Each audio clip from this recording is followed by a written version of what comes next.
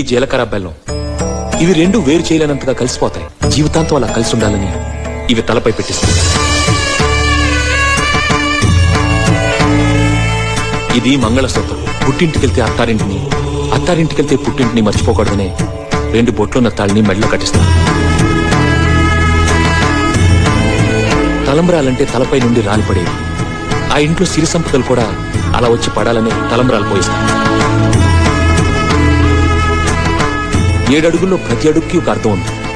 మొదటి అడుగు అన్నపానాల కోసం, 2వ అడుగు సుఖ సంతోషాల కోసం, 3వ అడుగు వ్రతాల కోసం, అడుగు సంతానం కోసం, 5వ అడుగు సంపద కోసం, ఆ పంటల కోసం, 7వ అడుగు సఖ్యత కోసం.